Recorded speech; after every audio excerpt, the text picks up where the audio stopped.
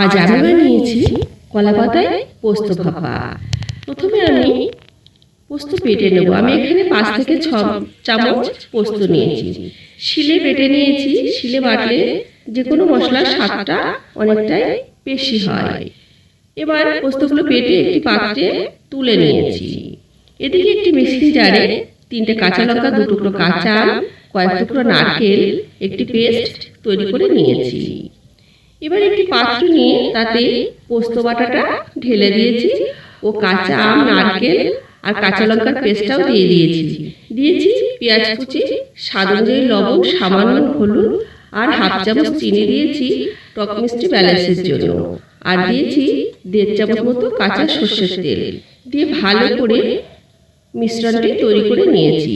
এদিকে কড়াইতে আমি 1 চামচ মতো সর্ষের তেল মাখিয়ে একটি কলা পাতা টুকরো দিয়ে তাতে মিশ্রণটি দিয়ে দিয়েছি।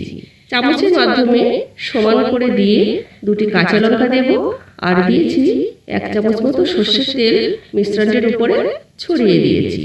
এবার 2 টুকরো কলা পাতা দিয়ে ঢেকে দিয়ে কড়াইটি লো ফ্লেমে গ্যাসে অন করে আমি ঢাকা দিয়ে 10 থেকে 12 মিনিট ঢাকা দিয়ে ভাপিয়ে নেব। এবারে পাতাগুলো তুলে নিয়েছি। কমপ্লিট আমার কলা পাতায় পোস্ত ভাপা। এটি গরম ভাতের সাথে, রুটি কিংবা পরোটার সাথে খেতে